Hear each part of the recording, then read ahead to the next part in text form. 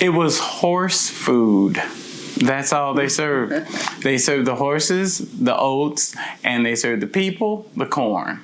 That's how it was in North America years ago, until the Scottish came over and they brought oatmeal with them. They were like, hey, why don't y'all try some of this? And now we eat it. So Mary makes a good Crockpot oatmeal. Show us how you do it. What you do? I make a steel cut. Just steel cut oats. And I'm so happy the Scottish brought this over. Okay. I just love it.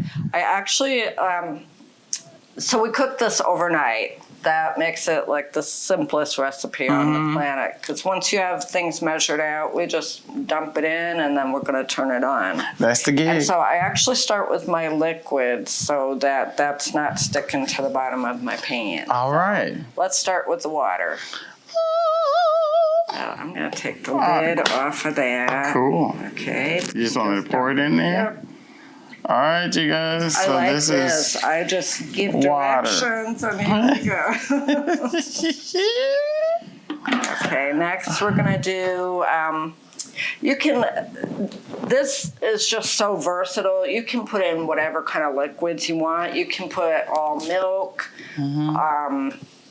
What I do is the water, and then I do a chai latte base. And this one is called the Dragon Tongue Ginger.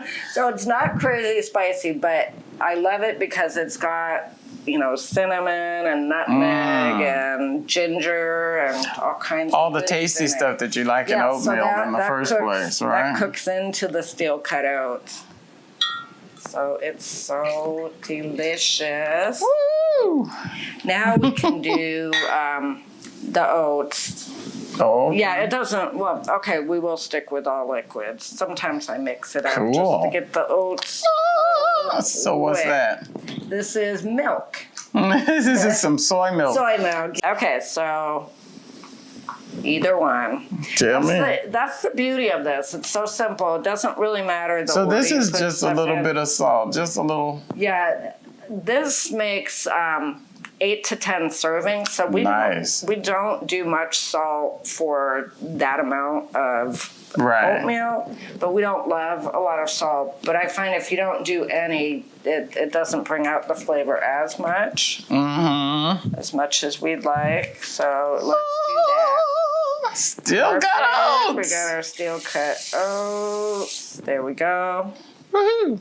And then you don't have to put fruit in it, but it's extra nutritious and delicious. It is delicious. And I used to cut up apples and put in raisins and all that, and it's delicious, but a little labor intensive for my taste. And blueberries, are nutritious too and wonderful. And so I've just taken to doing that. So these are frozen blueberries? Yeah, you can use fresh, fresh whatever. Oh, does it have the fresh? Because I would think the frozen would give it a little, as it cooks, they won't just cook in the mush.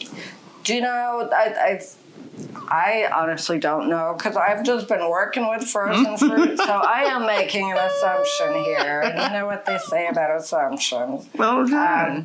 But you can, I do know, the apples I'd use weren't frozen. That's true.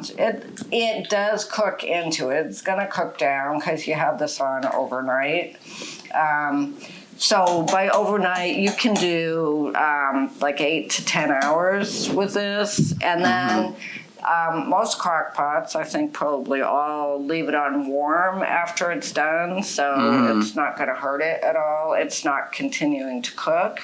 So you're tired of that spoon, are you? Yes. Yes, thank you. I'm just going to tap it forever. And then we just put the lid on. And we plug it in. So put it on low and do your 8 to 10 hours, and you're going to wake up with just an amazing smell. Well, we're going to cook this overnight, and then we'll see you in a minute. Yes, we will. Welcome back. So this is what we normally do. We normally get this together, the next morning. So we usually do it overnight, and then this is the next morning. Exactly. So now let me show you what this is like. As you see, I don't want any water running out or anything. So when it's all set, as you see, it has that look. So as it's got, it's cooked. So it's I was going to say, what is that look? Odd looking. It's got a little skin on it, and it's got this whole little thing. So I'm showing you this because I don't want you to be confused when you get up and you go, "What is this?" Right, because you'll look at it and it does not look like anything like steel cut oats. Like what you want. Because all the blueberries rise to the top as well as it gets a skin on it.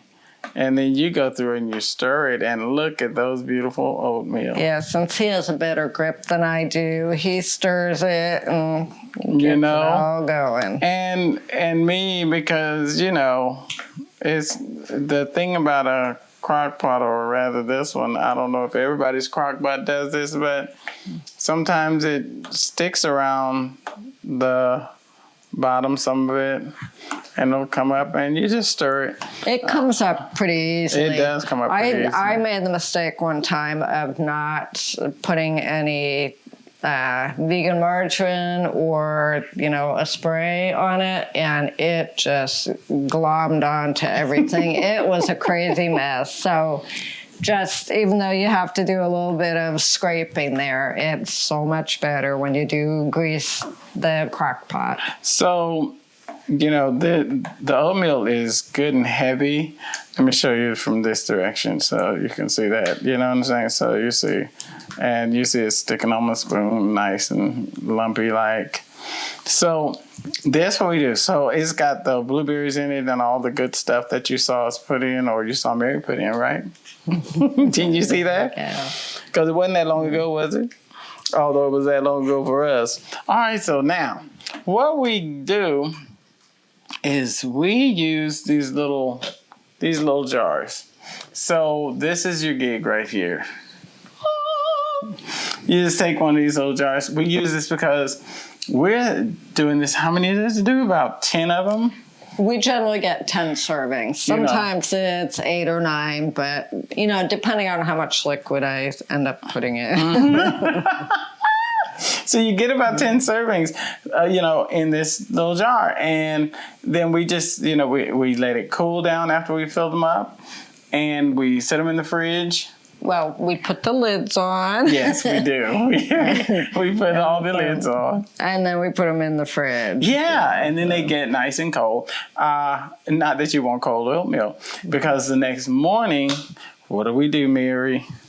Next morning, for us, we don't like a thick oatmeal. So we add some milk to it, and it's going to come out pretty firm because it's set in the fridge for a while. And so adding milk and then chunking it up a little bit with a spoon is going to make it whatever consistency you want. You may love it just a firmer texture, so that's going to be fine. Now, he filled it up pretty full considering we have 9 more of these to go. So probably off camera, he's going to take a little bit back out. But you'll see it looks really nice here. Well, actually, what I do, because this is my part. So what I do is I do fill some of these really full. And then others of them I feel not so full. And the reason I do it that way is because I like more soy milk in mine. Oh, he likes it so thin. It's like a little bit of oatmeal with the milk. I eat it like a cereal. Yeah. So, and Mary likes it more like an oatmeal. So this is going to be my serving. Exactly, see? Yeah. So, and then Mary's the one that what she does, you already told him about the microwave and stuff? No. Oh. I did not. She's about to tell you something. So, when I prepare both our servings, I put them both in our brand new microwave, and I cook them for the microwave we have. I do one round of 2 minutes, and then I take them out, mix them up some more, chunk it down a little bit more, and add tiny bit more milk for mine and a bunch more for his, and then put it in for another 2 or 2.25 minutes, and then it's piping hot. And so he likes his with a couple pieces of toast. For me, I'm good with that. But this can just be part of, if you're doing a real hearty breakfast, of course, you can do your tofu scramble and your oatmeal and your toast or whatever. You want all that. But this is a good foundation for the start of your breakfast. It's a wonderful breakfast. Yeah. So there it is, and check it out. Yes.